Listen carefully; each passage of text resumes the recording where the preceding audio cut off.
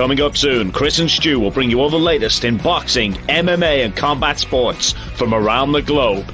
It's powered for TV's powerhouse, Big Fight Weekly, 100% live. Here's some of the best clips of Big Fight Weekly from 2021. Welcome. It is episode 2 of Powered 4 TV Big Fight Weekly. We cover it fast, quick, boxing, MMA, quicker than Phileas Fogg around the world in a hot air balloon, Chris. And here is my co-host, Chris Hume. How are you, Chris? Steve Coogan. Yeah, not bad. That's great, yeah. Big Fight Weekly, faster than a Lyoto Machida crane kick to the face, Chris. Which one? Belfort or Randy Couture's? They were both equally good, mate. I was probably gearing towards Couture, but you know he was aging as a fighter. Welcome. It's episode 4 of Powered 4 TV Big Fight Weekly with myself, Stuart Palmer, and my co-host, my cousin, Chris Hume, and we're going to give you a deep dive in boxing and UFC and MMA this week again. God, I couldn't get my words out then, could I? Christ alive. And I tell you what, I'll just get it in there now before I forget, quicker than a Kamaru Usman takedown. A double leg.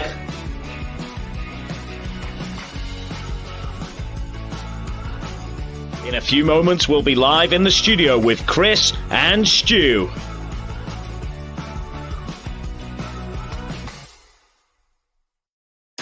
This is Liam McGarry, and welcome to the Big Fight Weekly.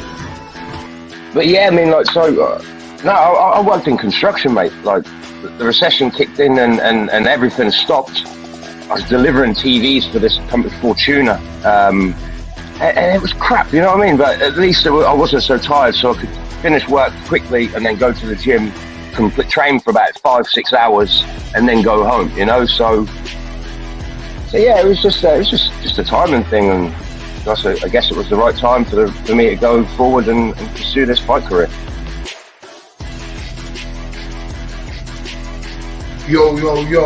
This is Stephen USSR Robinson on Powered4.tv, Big Fight Weekly, for a special fight at Focus with Chris and Stu. Tune in. Boom! And the whole USSR thing was, I think it was just a gimmick where we thought, right, you know, turn pro now, let's go off the back of the red and yellow, the Ivan Drago shorts, Rocky wasn't sensational hit. And I've been called it now for sort of 6 years within boxing, so we just decided to go along with it and you know give it a go and see how it went. And it's worked well.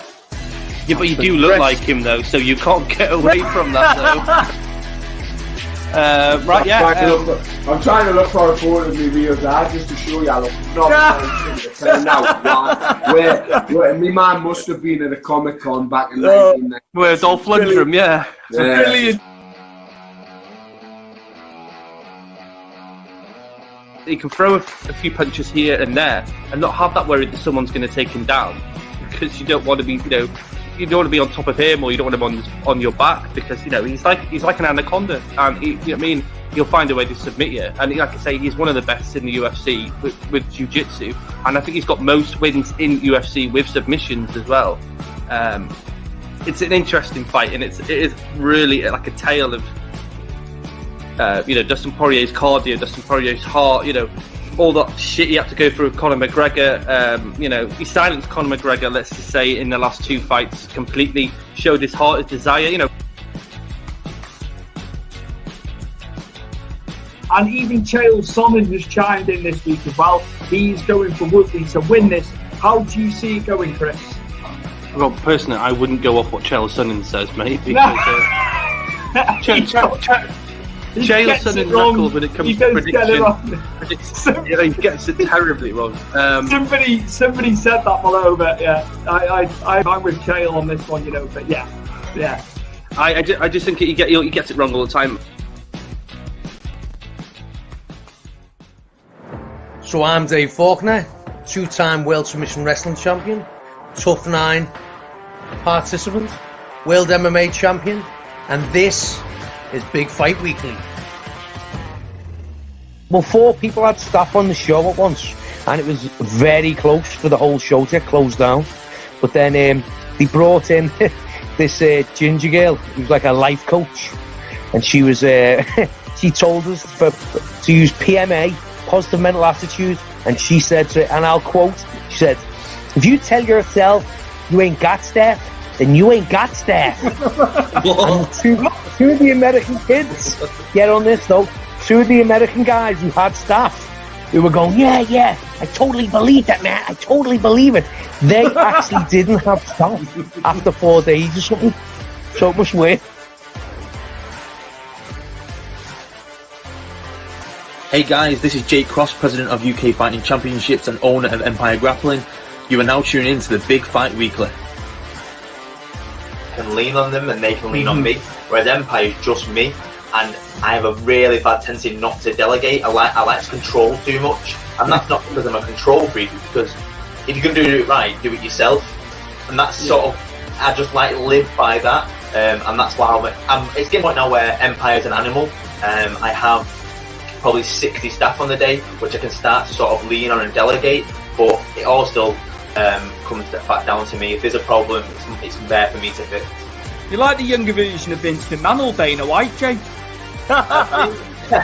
Do you want to be referred to as the English Dana White? I've been referred to the English Eddie, or the new breed of Eddie Hearn, which I would, if I make even 1% of what they've made, or even their success, I'll take that.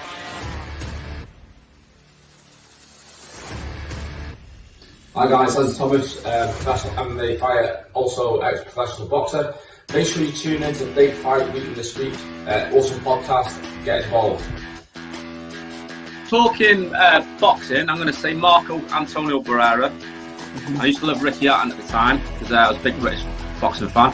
And if I'm talking MMA, then I'm going to go with Chuck Liddell because he's the person who made me switch my boxing to MMA, and I just fell in love with the sport from then. Chuck Liddell when he fought Tito Ortiz, and then I was just, from then on, it was no looking back, and that was a long time ago. I started MMA when I was 30 months ago, so it's like I started late in my career, so I needed to get a move on. So yeah, I couldn't wait around too much to see what was going on there, so I just moved on and got a few more fights, and then got HD management to sign me up, and I managed the team, and then they looked after me from there. They got me all the fights, so I had some good management team.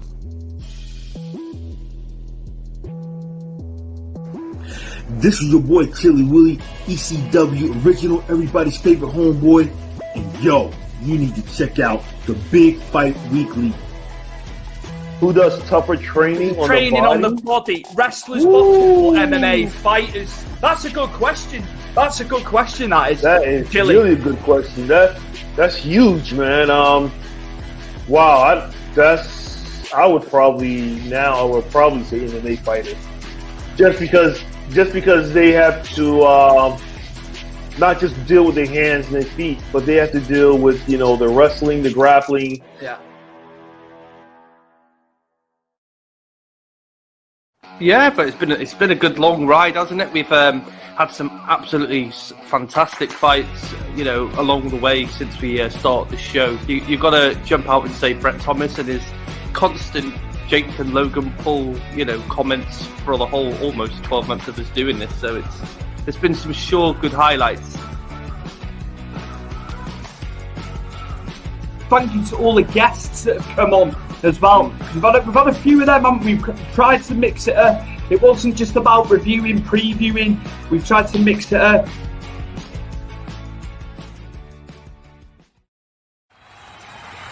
Ladies and gentlemen, it's time for all the latest fight action. Direct from Wales in the United Kingdom, 100% live, it's Big Fight Weekly with your hosts Chris Hume and Stu Palmer. I look into the mirror and all I see is failure staring back at me.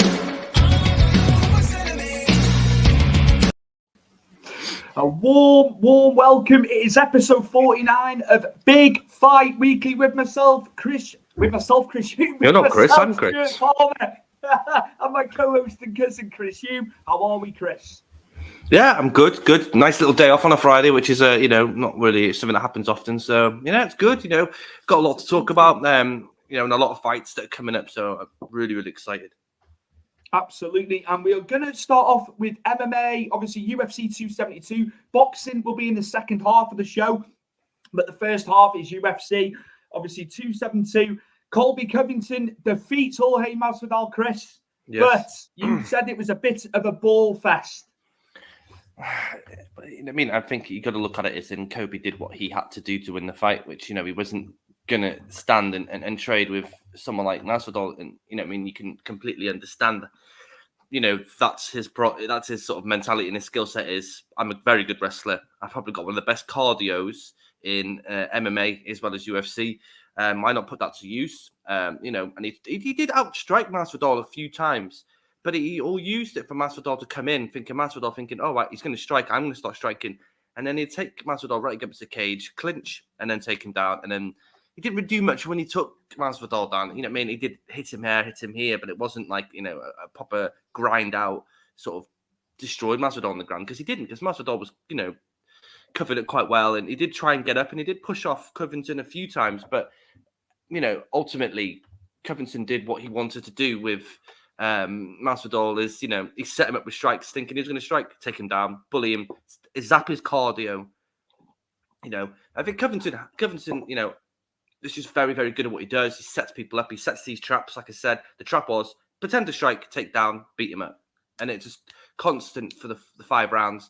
Masvidal, Stuart, he started off okay. Masvidal's got some heavy leg kicks, and we did see them maybe round 1 and 2. You might say that Masvidal might have pinched or stole round 2. Very similar. I think, not for me, but, I've seen it on other people's pages. And he did drop Colby in the 4th round, but at that point, as we spoke offline, he was zapped by that point and couldn't really. It's like the whole Nate Diaz, Leon Edwards moment, wasn't it? You could you just felt, didn't you? All right, you had that little barrage there, but it was following it up after, wasn't it, Chris? That that's testament to Colby Covington. We've seen him hurt against Usman. The kingpin. But before we go into Covington will fight next, what next for Masvidal, Chris? I'm struggling. I'm really struggling. What would be the fight route now for him off the back of this?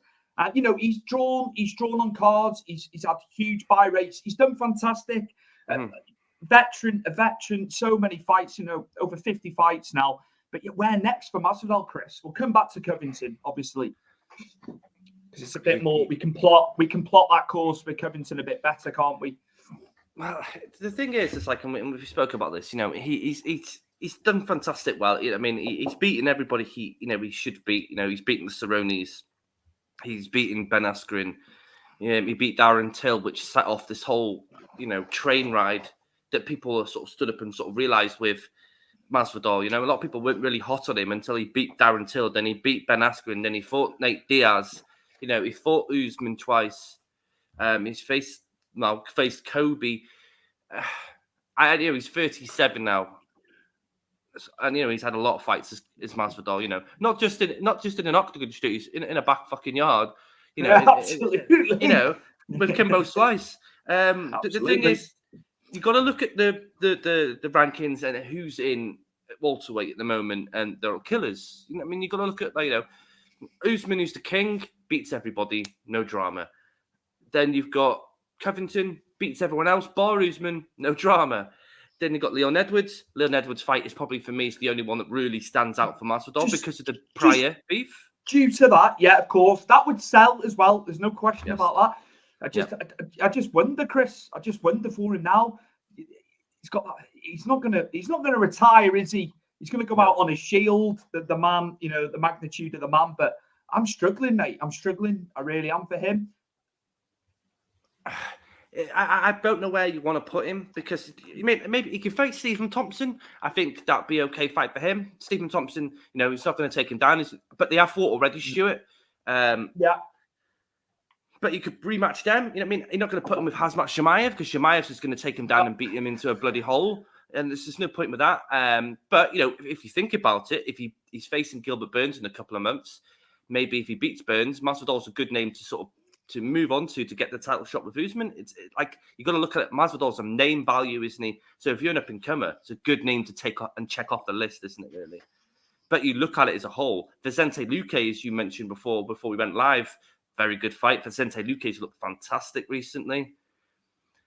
You're looking more down to the after the 10th rank sort of fighter, aren't you, for him? Do you want to get into that gatekeeper sort of thing? But that's where he's falling, though, isn't it? Which we do see. Some guys are quite happy to do that. Cowboy Cerrone being one who he likes that role. He takes on the fights. A lot of people like saying, "Oh, he needs to retire," but you can't tell these guys. At the end of the day, they know their bodies. They know they want to go out on the shield, don't they, Chris? Listen, he's a street fighter before an actual fighter, so you know what I mean. Yeah. He's got that hardened sort of feeling towards him fighting, hasn't he? As you're right, he probably does want to go out on the shield. Probably not. I wouldn't advise it because he could get knocked out really bad again, like Usman did. Did to him last year. I don't know. There's fights there still for Masvidal. Maybe we could get Conor McGregor versus Masvidal. Maybe that will work. If Conor doesn't want to drop to 170, that's a big fight, makes a load of money. Boom. But I don't think that's happening. I feel like we've got a Conor McGregor get the title shot next, but I'll get into that later on with you. That frustrates me too. But listen, Colby Covington is just much, much better than everybody else bar Usman. Not sure about Khamzat Chimaev yet. We've still got to see that happen. You know what I mean? Maybe if he beats Burns, we could have Covington versus Chimaev next, and then the winner of that warrants Usman. Because I think if Colby can beat Chimaev, that to me, yes, perfect. You can get another title shot for the third trilogy. Because I don't think anyone else beats Chimaev in that division other than Usman or Covington. They got the best chances.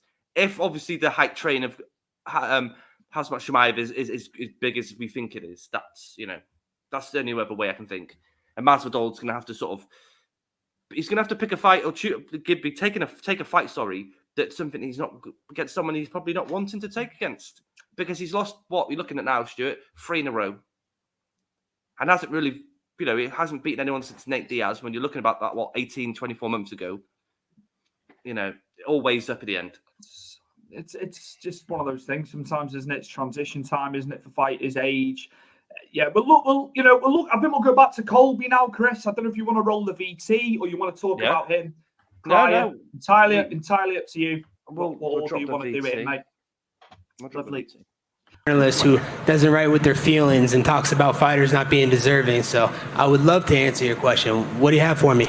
Well, first off, congratulations on the great performance and the fight of the night. I'm just curious, first off, after training with Jorge in the past, did anything in there surprise you at all?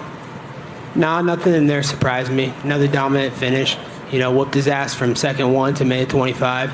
You could see in his body language he had nothing left in the fight. I was ready for 5 more rounds in the parking lot. So, if he wants to keep doing this, we'd go for 5 more rounds in the parking lot. Bring out another guy, man. American trash team, man. They need to keep sending guys to me, but just don't expect to get them back in one piece. I'm ready to take 2 of those fighters in one night. The King of Miami showed out tonight. I know afterwards you called out Dustin Poirier, but for you, would it be more meaningful to fight Dustin or Kamaru Usman for a third time?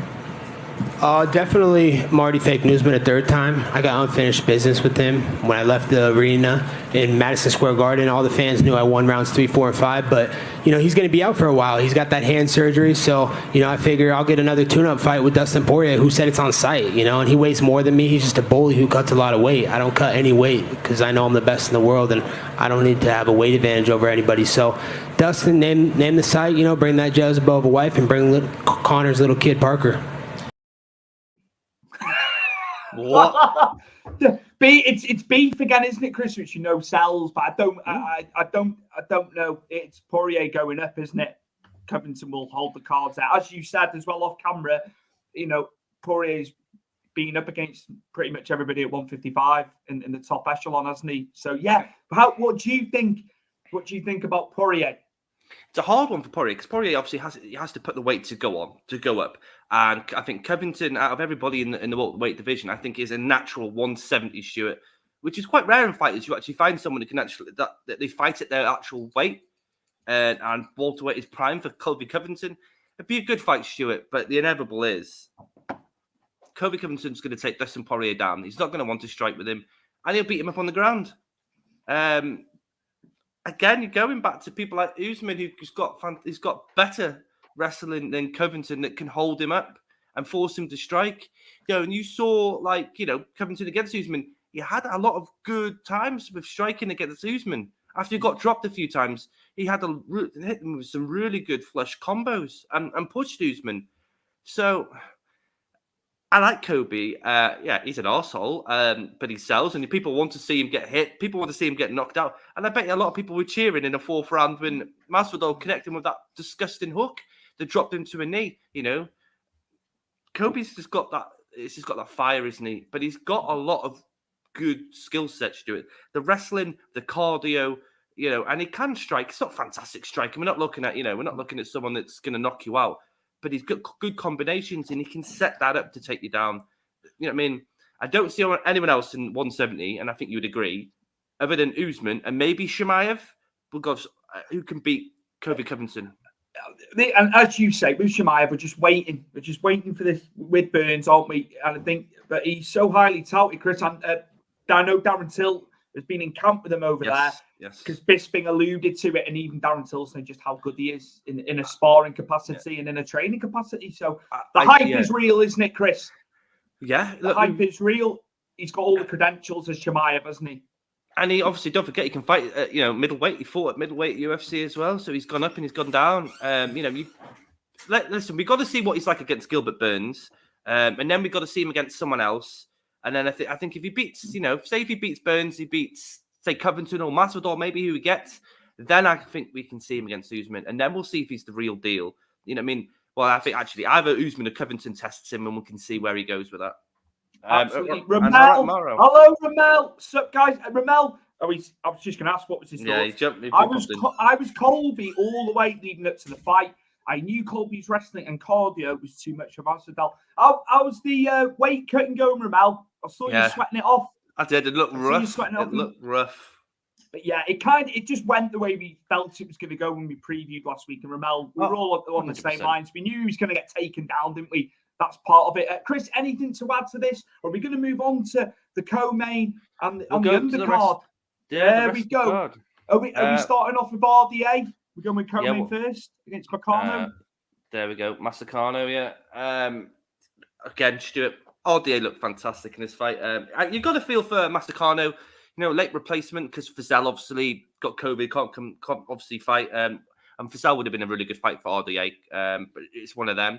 Obviously, there's the whole Makhachev situation that went on before this got announced. These two were back and forwards on Twitter. They were meant to fight a few months before Dariush got injured, so RDA got injured and Makhachev obviously didn't fight him. Makhachev said he would fight him, then apparently pulled out, didn't want to do it. Obviously, Masakano was obviously put in place of Fizev. Nothing. Couldn't get near RDA, Stuart. RDA took him down. He beat him up. I think in some cases, Stuart, if you could throw a towel in, this fight should have been thrown a towel in for Masakano because he got destroyed on the ground with elbows by RDA. When he put him down, Chris, was it the second or the third round? Unbelievable, but showed the heart of Makano. But as you say, maybe the towel should have gone in. But that's testament to Makano, isn't it? Yeah, again, he wants to go on the shield. Barrage, absolute barrage. I think that's he just needs to lose some weight with the cutting. He's sweating it out. No, good on you, Ramel. Good on you. Yeah, Chris. Sorry.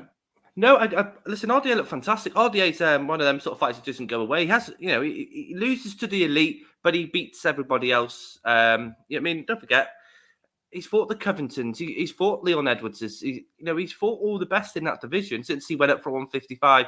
Don't forget he was the champion at 155 and should have fought Conor McGregor. Before he broke his ankle, and obviously we got the whole Nate Diaz saga out of that. He's a solid fighter. I want to see him versus Makhachev. I think Makhachev, you were in Vegas. Why did you? You could have taken that fight. You could have taken that fight. But but it's just one of them. RDA looked fantastic though, Stuart, and and he moves on and gets that momentum carrying on. We'll move on to someone else as well. Bryce Mitchell versus Barboza. Bryce Mitchell to Stuart Fantastic performance. Yeah, he just did what I thought he was going to do. Yeah, he was going to, step away from the kicks of Barboza and utilize this absolutely great ground game he's got, and he beat him up on the ground. And there's a video, Stuart, of Barboza, and it's like the camera sort of pans into his face, and he's on the ground and he's getting elbowed and punched, and you can just see that his soul just going away. You know what I mean? Like he's resigned himself, knowing that Bryce Mitchell here on top of him is winning this fight, and there's nothing else he could do about it. Bryce Mitchell as well. I did see in the post fight, he was saying about obviously the war that's going on and what he would do if he needed to be on the front line, he'd be on the front line. But yeah, he's highly touted, this lad, and rightly so. Big victory for him. Absolutely huge. Yeah, and we'll see where he goes. There's a lot of contenders and a lot of good fights he can have. Let's see where his ceiling is and see how far he can go. And we'll move on to Stuart to Mr. Big Mouth himself, Kevin Holland. He's at 170, Chris. A big 170, really, when in terms of height, 6'3". Mm-hmm. And Chris, you touted him last year as one of your ones to watch. He'd been in with some of the top guys at 185. Yeah, I know he had a few losses, but yeah, is this him resurgence to Kevin Holland? So highly touted at 170, because it was a great performance, wasn't it? Oliveira just wilted in the end. Yeah, he got caught with a good elbow though, didn't he, when he got dropped? Stuart, we're talking about probably the most difficult and probably the best division in the UFC currently, and that's 170. Kevin Holland's got to realise that once you break near that top 10, a lot of them are wrestlers, Stuart, and very good wrestlers. And he struggles with very good wrestlers, does Kevin Holland. Let's just forget who he could face, and let's focus on this fight. In the first round, I thought Oliveira controlled the fight, Stuart. I thought he matched him pace for pace, and he was hitting with the jabs, and Kevin Holland looked quite frustrated, couldn't really get into the fight, and he wasn't talking much in the fight. If you think about it, usually Kevin Holland's, I did like when the choke was in, and he's putting the thumbs up, Kevin Holland. Yeah, doesn't care. Doesn't care. But he don't forget he's a black belt. He knows what he's doing there. I think he got told to change things around and be more aggressive in the second, and he did. He caught him with a good elbow. He dropped Oliveira and beat him up on the ground. And it was really good from the coaches. In a little break between the first and second round, just telling him, right, you need to get on the aggressive side, get on the offense, hit him and take him down. And he caught him really good, Stuart. He's got very long limbs, has Kevin Holland, but he's at 170, Stuart, and that division to me, just unless you are an elite person or you've got something that no one else has got, you're gonna drown in that division. You are going to drown. But hats off to Kevin Holland, and good luck as he goes up the division to see who he can get matched with. He might get lucky. He might get get a few fights off the bounce, and he might get a title shot just because he's won a few fights, because that has happened. You just don't know, but it's a very, very difficult division to drop down to. Absolutely, yeah. Massive victory for him. Kevin Holland's big for 170. Yeah. Chris? Yeah, he is. He's tall for 170, but like I said, you've got some really good wrestlers in that division that have no problem taking a big guy down and beating him up. He's got to work on his wrestling. I think Kevin Holland works on his wrestling, I think he'd be, I wouldn't say he'd be late. I wouldn't say he'd be world class, but he'd be a contender. Absolutely. Anything else from 272, Chris, before we move on? Are we going to UFC Vegas 50, Chris? Santos versus Ankalaev. A huge fight, because you sent me some clips on Ankalaev. He's not your typical Russian, is he? I know he's got wrestling in there, but my word, some of the KOs, man, and he's on a 7-fight win streak. And Thiago Santos, in a bit of it, he won his last fight, but he'd lost the previous 3. But as you said, as you alluded to off camera, he had injuries leading into them fights, hadn't he? And he just fought John Jones as well. But yeah, two KO people, 2 strikers. Yeah, I think the difference is, I think Ankalaev is on the way up, and I think Santos is borderline going into gatekeeper mode now. As you say, he fought John Jones for the title, and he deserved that title shot against John Jones. And many people think he was beating John Jones until his ACL went. I think all of his CLs went in his knee in that fight, and it destroyed him in that fight. And John Jones just about, I think, beat him. I think he took John Jones all the way, but I think in the last couple of fights, you've noticed with John Jones, people are getting a bit closer to him now. But he's fought Rakic since then, Anthony Smith since then, Glover Teixeira since then, and Johnny Walker obviously most recently. And yeah, you could say the John Jones curse does get them all, because it does in a way. If you think everybody who's fought John Jones has had a significant losses after fighting him. But I think Ankalaev his kickboxing is second to none. He's so fast at bringing that foot up, and it's untelegraphed. And again, Santos is very good at doing the same thing, but I don't think Santos is as quick as Ankalaev. Obviously, Ankalaev's striking, Stuart, is so pinpoint.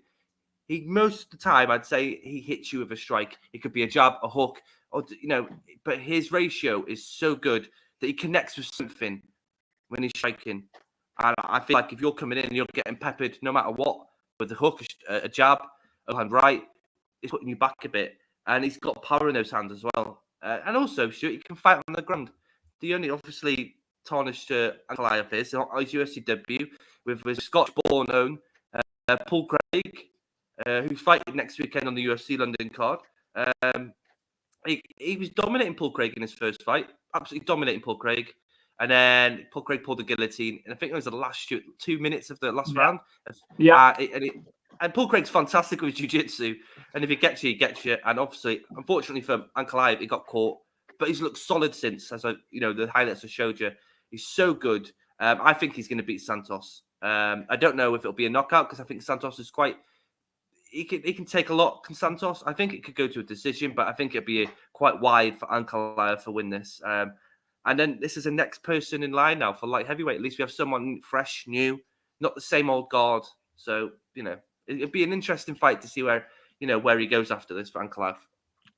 Absolutely. Chris, you look through who he's fought. I'm just going through my phone for this. Volkan Oezdemir, he's been in and around, isn't he? The top echelon at light heavyweight. And he's had a title shot, don't forget. Yes. Nikita Krylov, he's starting to up it now, isn't he? And you just look through. It was only the loss to Paul Craig, but he's on a 7-fight streak, isn't he? And it'd be interesting to see. But so you are veering towards Ankalaev for the victory, but maybe over the 5 rounds. Yeah, I think Ankalaev's just got too much, and I think if you watch the whole Johnny Walker fight against Santos, obviously wouldn't sort of come together, would they, and let go of their arsenals. I just think that Santos is going to get caught up watching Ankalaev instead of sort of dishing out his own sort of his kicks, his punches, and I think he's going to get caught. I don't know if Ankalaev can finish him, but he's possible. He's got the power, he's got the skill set, he's got the kicks. I think this could easily go to a decision victory for Ankalaev, but I think it'll be a dominating one. I think he's going to dominate Santos. I'm not going to knock Santos. I feel like he could catch Ankalaev with a strike or a head kick. He's still powerful, but I don't think he's as good as he once was. But, we'll see. I think it'd definitely be a kickboxing fight, if anything, Stuart. I don't think this is going to the ground. I think this would be straight up kickboxing bout between the pair of them. We look forward to that, Chris. Also, on the undercard, just quickly, what have we got coming up on the undercard of this one? Anything noteworthy? Anything you're looking forward to on there? You've got Marlon Moraes. She's facing Song Yadong. Song Yadong's, got done. Sorry, he's had some really good fights and really pushed himself up and elevated his sort of his ranking spot. And Marlon Moraes, we all know Marlon Moraes. He's fought for the title. He's fought against Jose Aldo. He's fought against Henry Cejudo. He's fought some really good fighters. So it's a good test for Song Yadong to see where he can go, or can Moraes sort of move back up to the higher echelon of the division. That's not really that. Other than that, really, Stuart, we've got Kyle Roundtree versus Cole Robertson. Interesting fight. Cole Robertson's very good with his grappling side. Roundtree, you all know Stuart from the Ultimate Fighter when they did Top Team versus the Black Zillions. He's a steady fighter. Drew Dober versus Terrence McKinney is a good fight, Stuart. I'm quite high on Terrence McKinney. I think he's a Quite a lively little guy, big mouth and can sell a fight, but got really good skill set. Other than that, Stuart, the rest of the card's a bit glump, if I'm completely honest with you. But, I thought this card we just watched recently, Stuart, wasn't amazing itself either, to be honest with you. There's some quite low fights, but it is what happens to the UFC card. Sometimes you get an amazing card, sometimes you get a poor card. We shall see. We shall see this coming weekend for that one, and we will cover it next week with all the results. Absolutely. And yes, UFC news, Chris. I know you were eager to let the viewers and listeners know. Looked this one out here, Stuart, because we did speak about it after he fought Adesanya. So this is from Errol Hawani. So this is basically this is what the next fight is. So I feel like, do we think the winner of this faces Izzy again, or do we? It's just a fight, just obviously a fight to be made, isn't it? Because there's no one else that can beat Vittorio or Whittaker in that division other than Israel Adesanya. It makes sense that these two are matched up. But yeah, do you feel like the winner gets Izzy next, or do we find them? I don't know. It's off the back of it, you got to say yes, haven't you? Just they're standing in the division. They're not going to take on someone lower down, surely not, off the basis that they're going to both. They've already fought Adesanya, but yeah, I can't see it. But yeah, I did notice with Whittaker, he was obviously back in training. There was a post, wasn't there? Yeah. In the last day or so, so he's back, and he's back in camp, Chris, by the looks of things. And if it does happen, it will be June. Yeah, and then Stuart, I was on Instagram on the way to work the other day, and our mate Aljo Sterling, fresh off his Oscar-winning performance. He made an interesting post, and I thought I'll save this. So when we go live, I want to bring this up to you. I want you to read it and then tell me what you think, because it's utter bollocks, and I find it quite laughable. If you want to read that out, Stu. 1 year ago on this day, I forced the cheater rat to take the easy way out after I dominated for 4 rounds and made him surrender his paper belt. Now in 5 weeks, I'll grant him the rematch. He doesn't deserve to make the score 2-0. Sour grapes there, Chris. And we all know Peter Yan's credentials. He didn't. So yeah, he's Cloud Cuckoo Land from Sterling, Chris. Oh, I think that needs a head's obviously done something to his, his recollection of the last fight, Stuart. Because scrambled the old marbles. I do not think in one moment in any of that fight did he control or dominate Petr Yan, and then Petr Yan beat him for everything. The grappling, the striking, everything. He's just lucky that Petr Yan got too excited and hit him with the knee. That's the only reason he walked away with the belt on that night, and he's going to get destroyed by Petr Yan. To say he dominated for 4 rounds, my God. Some people are just really deluded, and it's fascinating that, he thinks that he won 4 rounds. I don't think it's 2-0, Stuart. I think he destroys Aljo, and Aljo can, I don't know what, he can disappear into the wind. Also, I'm going to put this up here, Stuart, because, it's 9 days. Here we go. Now. Here we go. Yes. Nearly there now, Chris, for this one, the domestic card. They're back in London. So, yes. Apparently, though, Stuart, a lot of problems with the tickets again. Ticket touts and a lot of kickoffs I saw online of people saying they didn't get a ticket because of the ticket touts buying them as you do. The robots that fucking go in there and take all the tickets. There's got to be a way. There's got to be a way around this, Chris. I think photographic ID on a ticket, like they've done. I know it's a festival, like they did for Glastonbury. So you've got to have your photo on the ticket. Robots, it can get round. They can get round this, Chris. But it's a nonsense when they're overinflated. They're not going to true fans as well. That's the problem, isn't it? Because the working class fan who follows it, they're not just in and out. They watch UFC week in, week out. They know their stuff. You're getting like fans on. People, what's casuals is what I'm looking for there. It'd be casual, going into casual hands, Chris. And, you want the tickets to go to the true fans. So, yeah, it's a bit shit, really. They got to stop these tickets out. So every time there's a big event, they're getting bought out before people can even touch them. And we're talking minutes into them going on sale. And these bots are going on pages and taking all the tickets, aren't they? And I just think, it's been going on for so long now. Why aren't we doing something, to stop this and make it easier for people to get hold of tickets instead of obviously getting ripped off by ticket touts and and other people reselling them on eBay or Facebook, wherever, where people resell them, but they're reselling them for triple the price. I just think it's disgusting, really. But I'll move on, Stuart. I'll digress. So obviously the card, we've got Tom Aspinall in action, we've got Arnold Allen in action as well. So it's huge. It's a huge night in London. I'm not knocking casuals either, but I'm just saying, be careful. They'll come for you. The true fight fans, the people that can't afford to pay, 4, 5, 6. I don't know how much the tickets have gone up by, Chris. I'm assuming it's like 400 or 500 quid probably for a ticket. I'd imagine so. From a towel. It's ridiculous. It's ridiculous. But let's not take away from the card. No, the card's excellent, Stuart. Amazing card. I will run it down for you. Obviously, the main event is Volkov versus Tom Aspinall. The co-main event is Arnold Allen versus Dan Hooker. Then it's Paddy Pimblington versus Vargas. Then we've got a Russian and another Russian I cannot pronounce. So Palov, I can't pronounce it, Stuart. I can't. I'm not good with it. So I'm going to forget that and move on. So Nikita...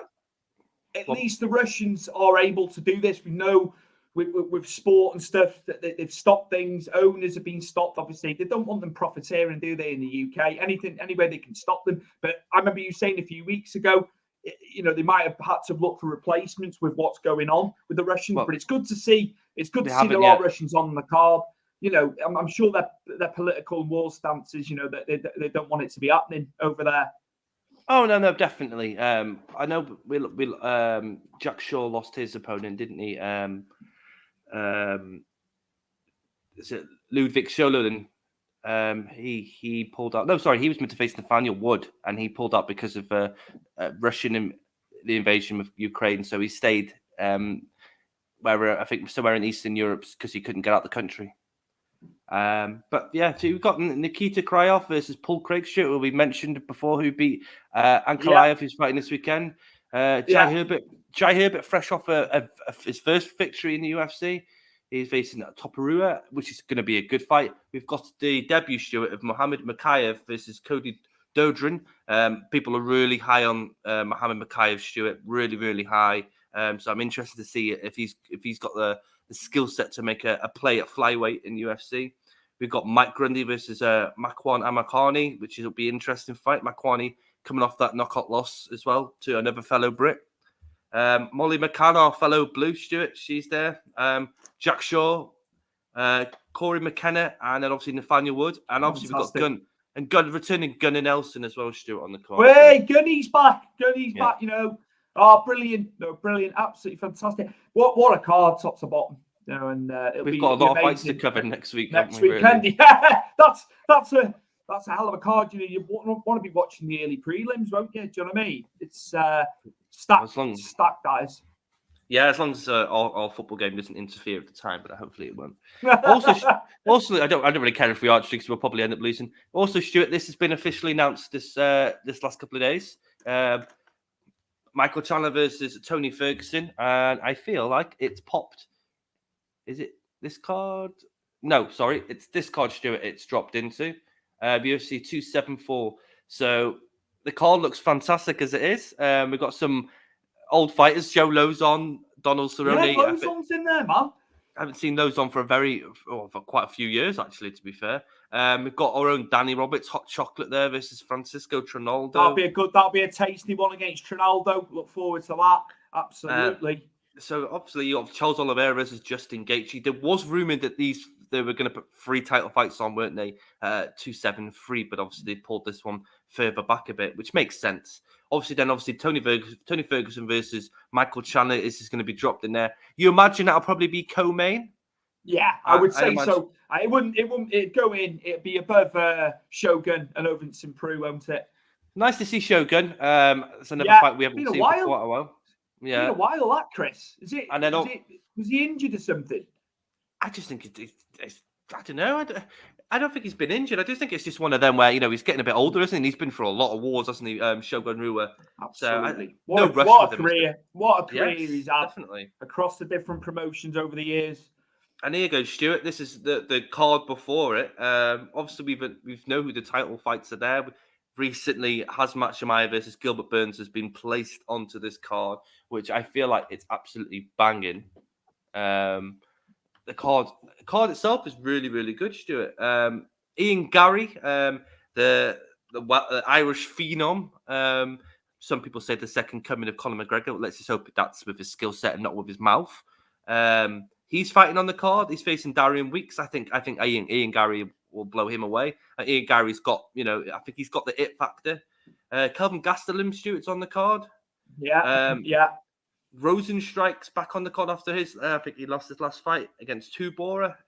Mark Madsen's on the card. I think Vince Pichel Stuart was on obviously Ultimate Fighter 24 or 23 all those years ago. Mackenzie Dern obviously against Tisha Torres. Tisha Torres another Ultimate Fighter aluminum. The card's really good, Stuart. I'm quite interested to see, just some of these fight bouts and where it goes. But obviously, I'll fly the Irish flag for Ian Gary because I'm quite hot on him. I think he was really good. And he was good in Cage Warriors before he came up here. Mickey Goals on the card, Stuart. So there's some really, really good cards. That's stellar. That's stellar from top to bottom, isn't it? It'll be interesting to see how Hamzat gets on there. That's a huge, look at him. He's 11th there. If he takes out Gilbert, he's right in the hunt. Then that's a lot of places, isn't it, in the rankings? Would you say then if he beats Burns, which he's could possibly do? Is it Covington? I know he's flavor at the moment. Everyone's raving about him. He's got to get through this one, but yeah, he's got to get right at the rankings and be near Colby off the back of this, I think, and that fight will sell.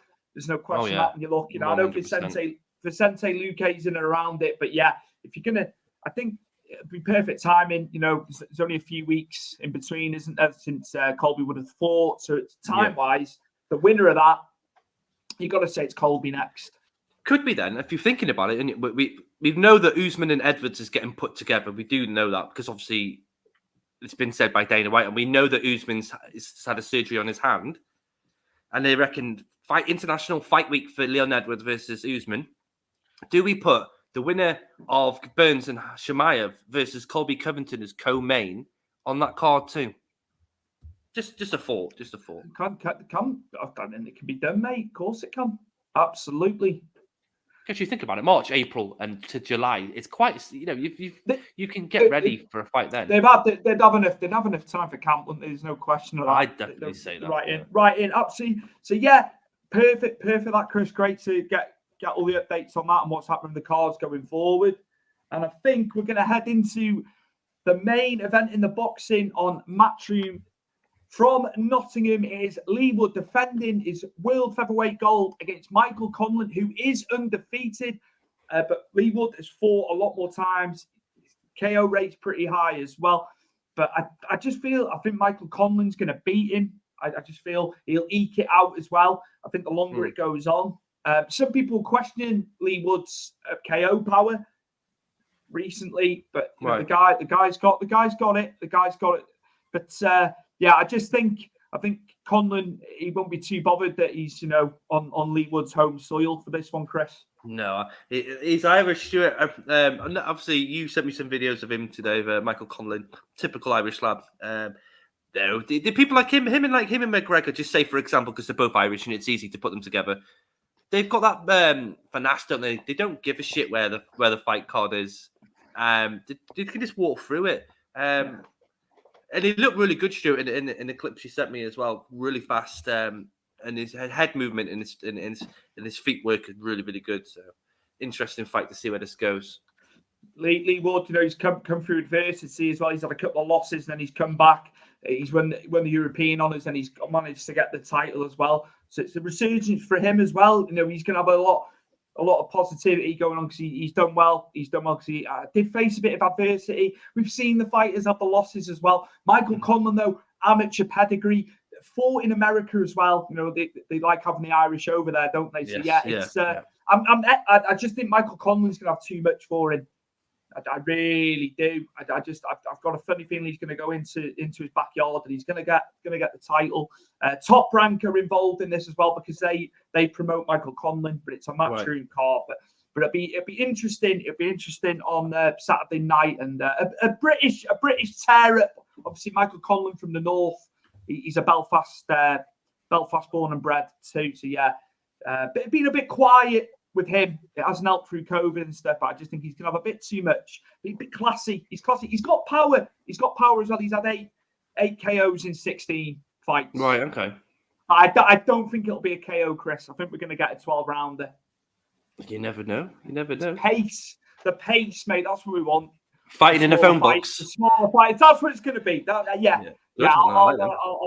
put my hat on it. I'll put my hat on it for that. Chris, are we going to move on to John Lewis and the British boxing board, or do you want to go the other way?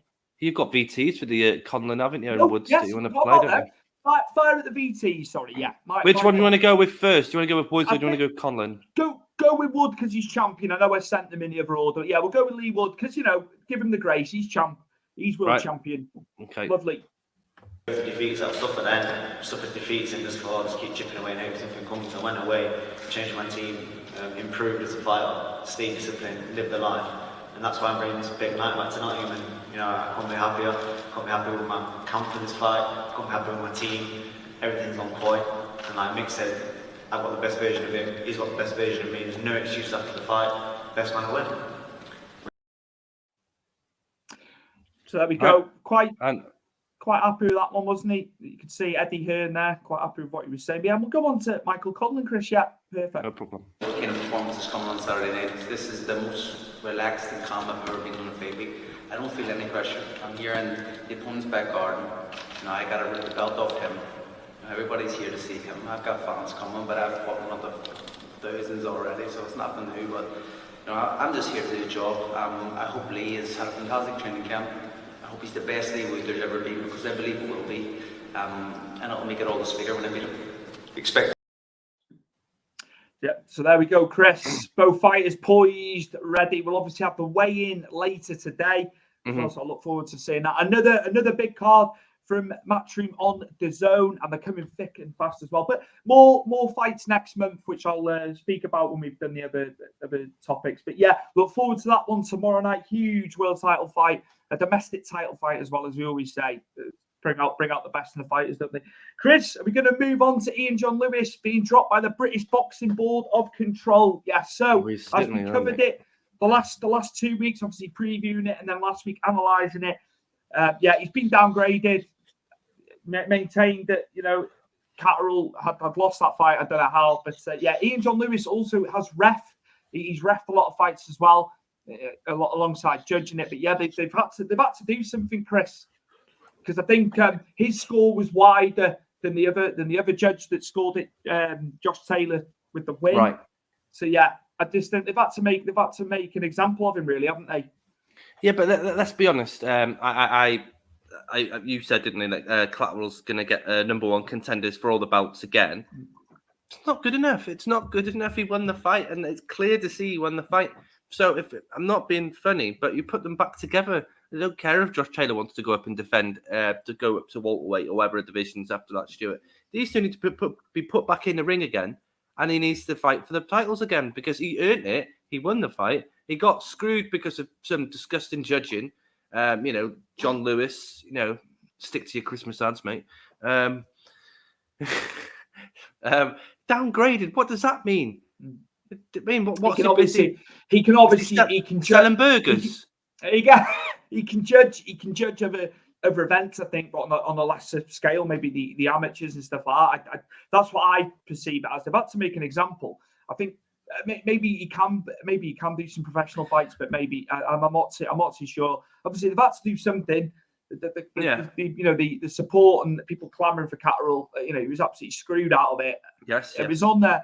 Ben Shalom was on TalkSport yesterday because they do the boxing on a Thursday on TalkSport with Jim White, obviously, and Simon Jordan, Spencer Oliver, and it's just like everyone else, isn't it? They need to get it made again. He's going to have another fight, and it's crazy. It should go further.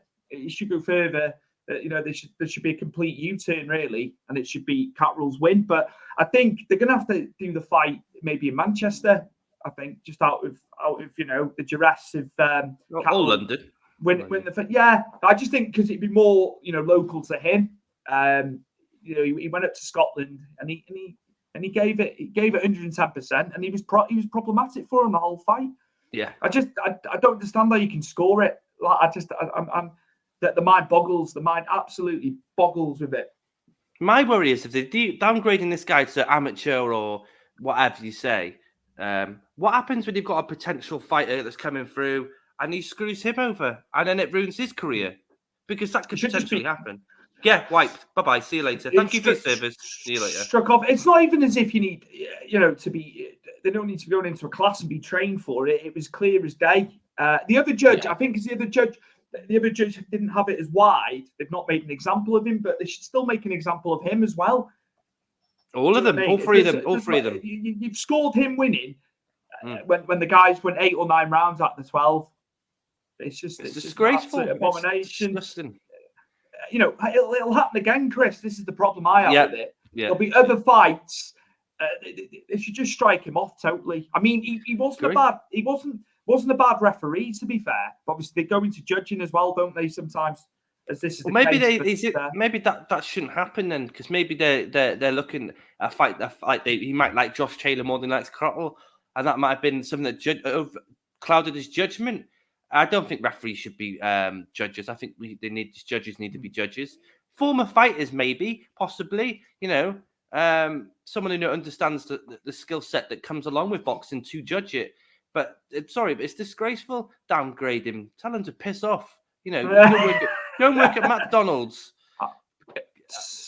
When it's as high stakes as that, and all them, even in a lesser fight, I'd term it lesser. That's the bit. I'm not. I know what you mean. In any fight, but with all those belts on the line, it was all the belts at super lightweight, wasn't it? It can't happen. It can't happen. It's crazy. They've got to outlaw it, Chris. They're going to have to going forward. No, it's hard enough getting the fights made, but then you have all this going on.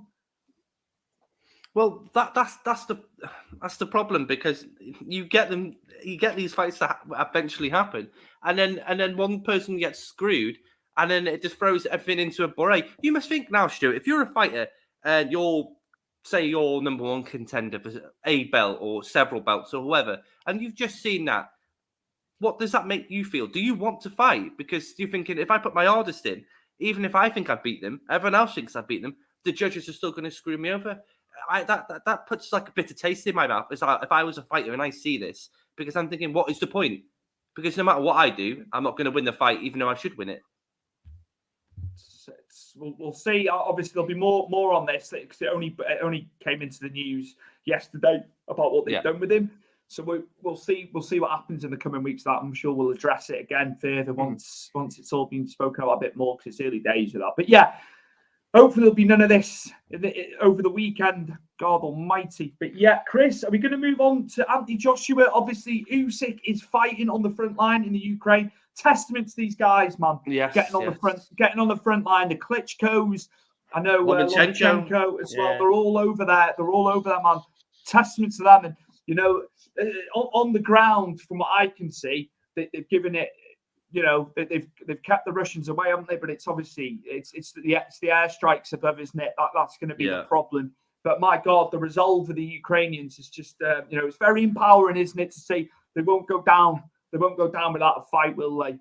No, and hats off to everybody that's there, that's left their families behind to fight for their country, which is empowering for people like people like me who has a family, and you soon to be. You know what I mean? It's got to be hard to leave your kids behind and your wife or your missus and then go get a gun and go and defend a corner of Ukraine. It must be frightening for them all. But power to them all that they're fighting for their cause against the Russians. So so they were saying, obviously, off the back of this, Joshua won't have a rematch now with Usyk, because we don't know how long it's going to go on for, do we? So they've had to scrap that. That's on the back burner for the time being. Joe Joyce's name came in, but no, it won't be happening. It won't be happening. Eddie Hearn has said that will not happen. Deontay Wilder, Luis Ortiz, I can't see that one happening. Luis Ortiz has lost some of the guys. Otto Wallin, because he's a southpaw, Chris, like Usyk. That has been spoken about. I think that'd be a pretty good one. But I think they could make it, him and Deontay Wilder in the interim. For the time being. He gets knocked the fuck out by Deontay Wilder, Stuart. He does. I'm not being funny. Deontay Wilder's not a polished boxer to be seen against Fury, but packs a punch to it and can take a lot of punishment as well, as we saw in all 3 fights of the fights with Fury. I don't think Joshua's got the willpower or the mentality to go through what Deontay Wilder's gone through when it comes to fighting someone who's literally on top of you. I don't think it's a very good fight for Anthony Joshua Stewart. I do not. But, that's my thoughts. What are your thoughts? I feel it's that power, isn't it? That's the thing. He can't take another loss, really. Where's that going to put him? It's high pressure. It's high pressure for Joshua. It really is now. Can't we just say to do Fury and Joshua after this then? After Joshua, why not just do that? It's there. Yeah. It can be done. It can easily be done now. I know he's on a loss, but hey ho, let's just put them together.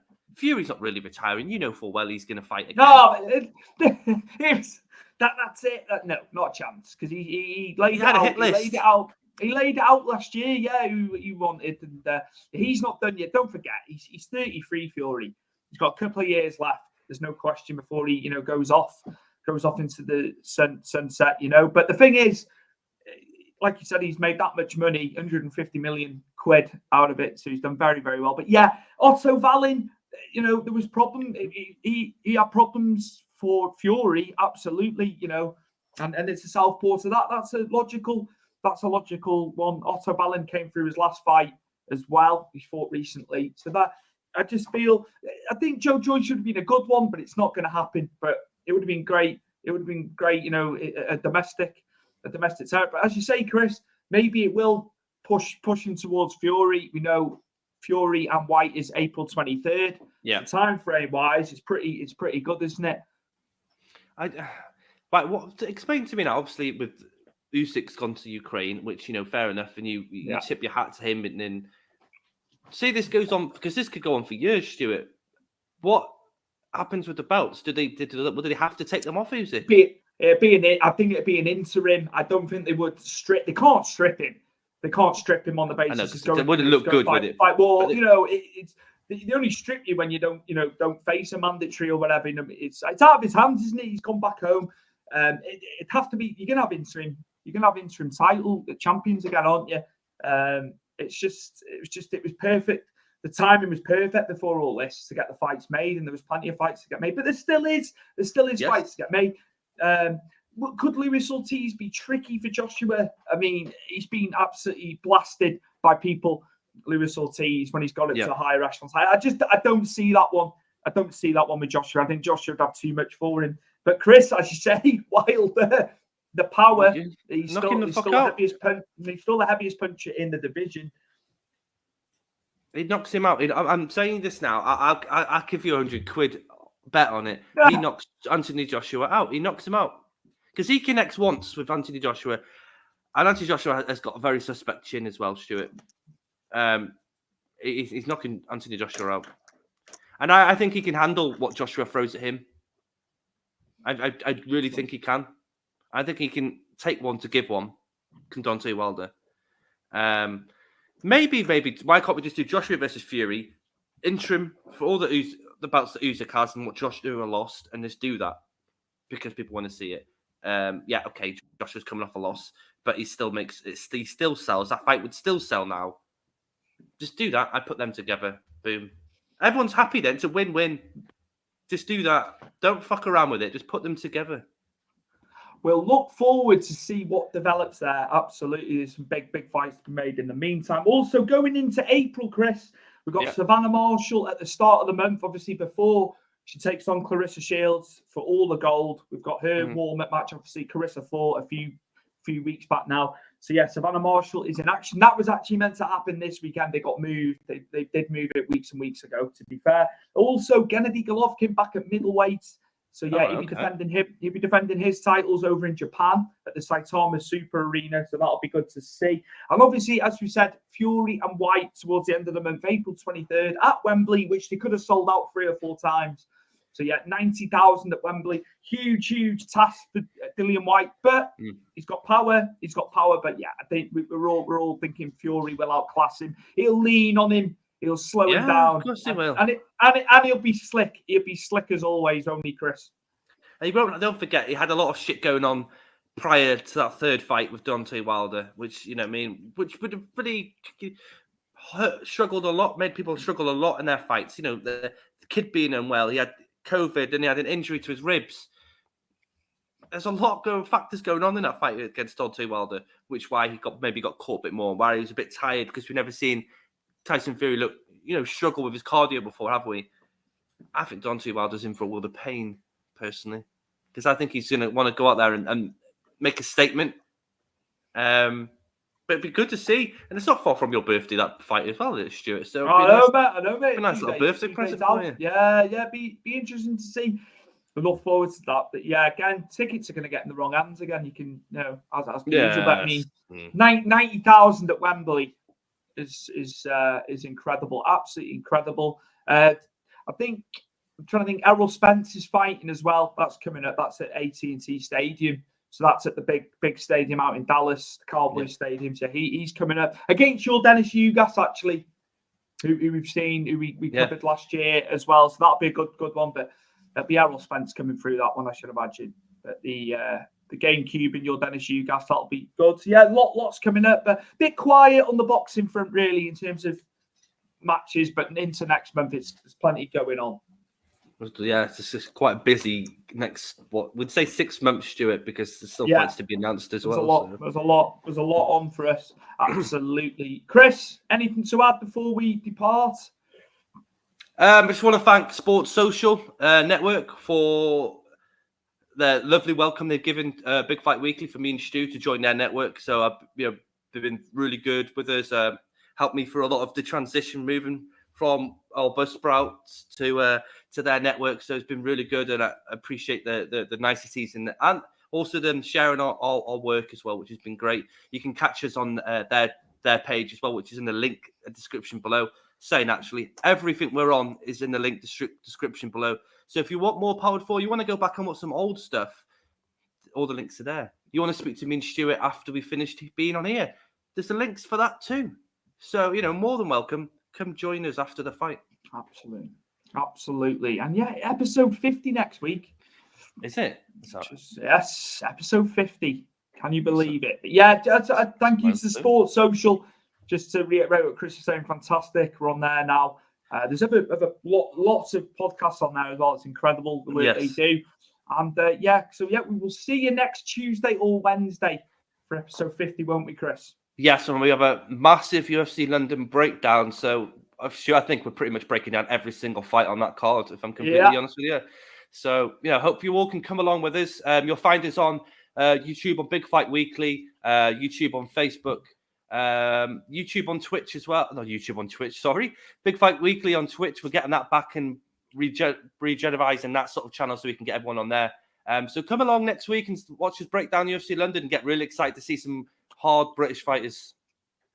A huge card next week, and we will see you for episode 50 of Big Fight Weekly. See you then.